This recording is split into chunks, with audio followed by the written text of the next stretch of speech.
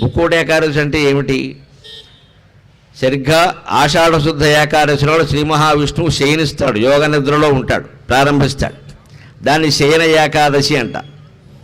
తర్వాత శ్రావణం, భాద్రపదం, ఆశ్వీజం అయ్యాక కార్తీక శుద్ధ ఏకాదశి నాడు నిద్రలేస్తాడు, దాన్ని ఉత్థాన ఏకాదశి అంటారు. ఆ మర్నాడే క్షీరాబ్ది ద్వాదశి అని ప్రత్యేకంగా ఉసిరి మొక్కకి పూజ చేసి మనం పండుగ జరుపుకుంటాం. కానీ మనం ముక్కోటి ఏకాదశి నాడే గుళ్ళ దేవాలయానికి వెళ్ళి ప్రత్యేకంగా ఉత్తర ద్వారం ద్వారా దర్శనం చేసుకోవాలని అనుకుంటాం. ఎందుకు? శ్రీ మహావిష్ణువు 4 నెలలు యోగ నిద్రలో ఉన్నాక దేవతలకు దర్శనం ఇవ్వడానికి 1 నెల పట్టింది. భగవద్ దర్శనం అంటే ఏమిటో ఆలోచించను. ఉరుగా తలుపులు తీయగానే తోసుకుని లోపలికి వెళ్ళిపోవడం కాదు దైవ దర్శనం అంటే. అంత తేలిగ్గా దొరికే వ్యవహారం కాదు. ఆయన యోగ నిద్ర నుంచి మేలుకొన్నది కార్తీక శుద్ధ ఏకాదశి అయితే, మార్గశిర శుద్ధ ఏకాదశి వచ్చే వరకు దేవతలకే దర్శనం లేదు, మనకెక్కడ ఉంటుంది? వాళ్ళు నెల తర్వాత వెళ్ళారు. అంటే దైవ దర్శనానికి వెళ్ళే ముందే మన మనస్సును చాలా పవిత్రం చేసుకుని వెళ్ళాలి. అక్కడికి వెళ్ళాక పవిత్రం అవుతుంది అనేది వేరే విషయం. అసలు వెళ్ళే ముందు కొంత పవిత్రం చేసుకోవాలి కదా. అందుకని మనం మానవ తత్వంలో మార్చుకోవాల్సింది ఏమంటే, గుళ్ళోకి వెళ్ళేటప్పుడే అసలు ఖచ్చితంగా మనం పవిత్రమైన హృదయంతోనే వెళ్ళాలి. ఆ పవిత్రత ఏర్పడడానికి దేవతలకి యోగ నిద్రలోంచి విష్ణువు లేచాక 1 నెల పట్టింది. 30 రోజుల పాటు సాధన చేస్తే తప్ప, దీక్ష చేస్తే తప్ప దేవతలకు కూడా భగవద్ దర్శనం లభించదు. అందుకే అన్ని దర్శనాల్లోకి ముక్కోటి దర్శనం దుర్లభం అన్నారు. అందుకని అనుకున్నా కూడా ఒక్కోసారి సాధ్యం కాదు. అది ఏదో అనుకుంటాం కానీ దొరకదు కొంతమందికి. ఎందుకంటే అంత పుణ్యం వాళ్ళు చేసుకోలేదు అంటారు.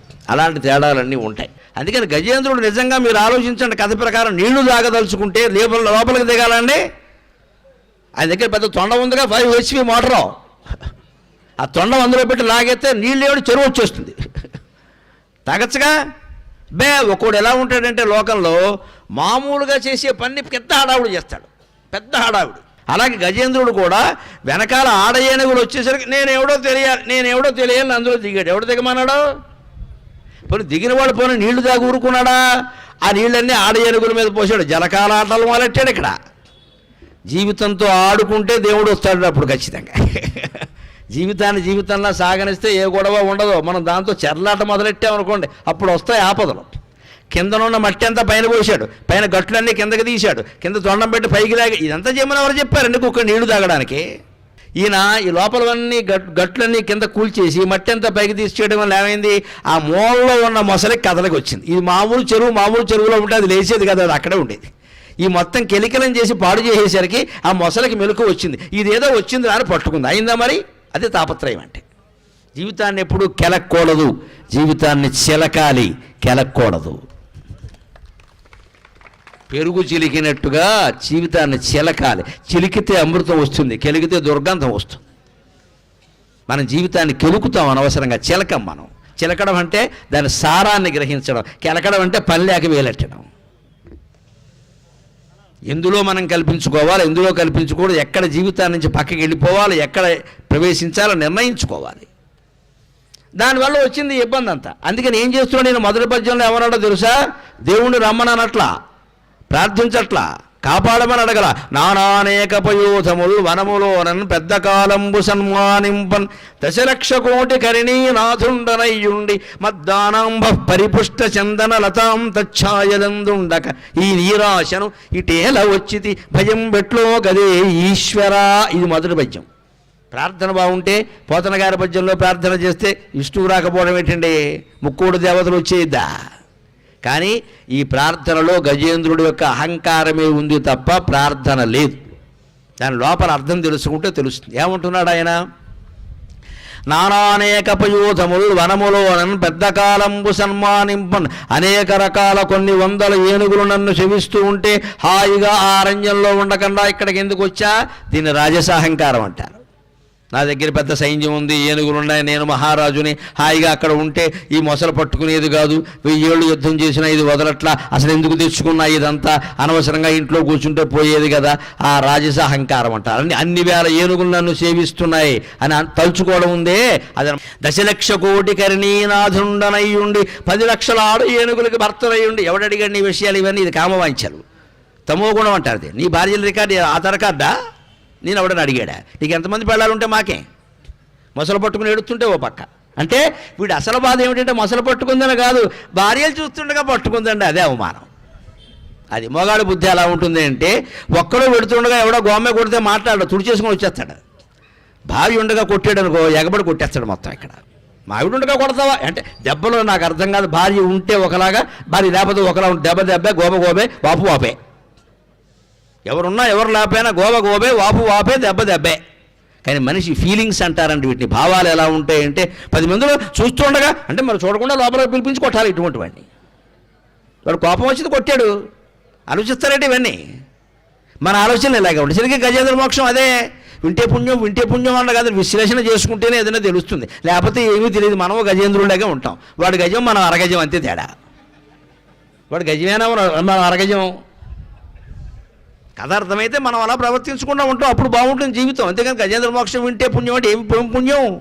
విశ్లేషణ చేసుకుంటేనే పుణ్యం. అందుకని నాకు 10 లక్షల మంది భార్యలు ఉన్నారు, ఇది తామసాహంకారం. ఇంకో మాట, మద్దానంబ పరిపుష్ట చందనలతం ఛాయలందుండక. ఈ ఏనుక్కి ఈ దవడల నుంచి అండి మదజలం స్రవిస్తూ ఉంటుందండి. అది తేనె రంగులో ఉంటుంది, తేనె రుచిలో కూడా ఉంటుంది. దాన్ని తుమ్మెదలు వాళ్ళు సేవిస్తూ ఉంటాయి. మదజలం అంటారు దాన్ని, మదం అంటారు. 9 రంధ్రాల నుంచి దానికి మదం స్రవిస్తూ ఉంటుంది. ఈ చెక్కడి నుంచి జారేదాన్ని మదం అని ప్రత్యేకంగా అంటారు. ఆ మదజలం ఎంత ఉంది అంటే అది ఆ బాగా మదం ఎక్కిన ఏనుగు నుంచే వస్తుంది, ముసలి ఏనుగులకు రాదు. అది ముసలి ఏనుగులు కూడా మీకు లెక్క అంటే సర్కస్ ఏనుగులు చూడండి, ఈ దవడల మీద సారల్లా ఉంటాయి కిందికి. అది అంటే మొత్తం ఎండిపోయింది వ్యవహారం. అది కారి చారబడింది, ఇక కారదు. ఆ మదజలాన్ని బట్టి నిర్ణయిస్తాడు మదపుటేనుగా కాదా, ఆ మదం స్థాయిని బట్టి. అటువంటి మదపుటేనుగు కదా. అందుకని ఏమనుకుంటుంది, నా మదజలం అక్కడ ఉన్నప్పుడు ఎంత స్రవించేదంటే అది కింద కాలువలు కట్టేది. ఆ కాలువల నీళ్లు మంచి గంధపు చెట్లకి పనికొచ్చేవి. ఆ రకంగా అడవిలో కొన్ని 100 మంచి గంధపు చెట్లు నా మదజలం కారణంగా పెరిగాయి. ఇదేమంటారు, సాత్విక అహంకారం. ఈ 3 సాత్విక, రాజస, తామస అహంకారాలు ఉండి ఏమంటాడు, పిలవడం మాత్రం భయం పెట్లో కదే ఈశ్వర అంటున్నాడు. నాకు భయం అవుతుంది అని అడగాలి, రమ్మని కాపాడమని అనలేదు. అందుకే విష్ణువు రాలేదు. ఇదే మహావిష్ణువు తత్వం. భగవంతుడైనంత మాత్రానే మనకు అనుమానం వస్తూ ఉంటుంది ఒక్కోసారి. దేవుడు ఏంటంటే ఉడికే గుళ్ళో కూర్చుంటే ఎలాగ అందరినీ కాపాడదు. మరి దేవుడికి పనే లేదు ఇక్కడ. నన్ను కాపాడమే పని ఇక్కడ. ఎందుకు కాపాడతారండి? ఆయన కూడా ఎవరన్నా ప్రార్థన చేయాలి కదా. ఇంట్లో కూర్చొని జపం చేశామా, ప్రార్థన చేశామా, ఏమీ చేయకుండా దేవుడు ఎందుకు కాపాడతారండి? ప్రార్థన చేసిన వాడినే కాపాడుతాడు. ఆ ప్రార్థన కూడా ఎలా ఉండాలి, నిరహంకారంగా ఉండాలి. అహంకారం కనపడద్దు. ఇందులో అహంకారం కనపడుతోంది. అందుకే విష్ణువు రాలేదు. ఎప్పుడు వచ్చాడు, లావొక్కింతయు లేదు, ధైర్యము విలోలంబయ్యే, ప్రాణంబులుంఠావులు తెప్పెను, మూర్ఛ వచ్చే తనువుండస్యన్ శ్రమంబయ్యడిన్ అని తన బలహీనతను అంగీకరించి, నీవే తప్పని తప్పరం బెరుగ మన్నింపన్గదే దీవుని రావే ఈశ్వర కావవే వరద సంరక్షించు భద్రాత్మక. నువ్వు తప్ప ఇంకో గతి లేదు. నా శరీరం చిక్కిపోయింది, బలం తగ్గిపోయింది. లావు అంటే బలం ఎక్కడ, ఏదో లావుగా ఉండడం కాదు, బలం తగ్గిపోయింది. ప్రాణంబులుంఠావులు తెప్పెను, పైన ఉండే ప్రాణం కిందకు వచ్చింది, కిందకుండే అపానం పైకి వెళ్ళిపోయింది, చచ్చిపోతున్నాను, ఊపిరాడక నన్ను కాపాడవయ్యా అని బలహీనతను అంగీకరించి ప్రార్థిస్తే అప్పుడు ఒక్క క్షణం ఆగలేదు. మీరు గమనించండి. లక్ష్మి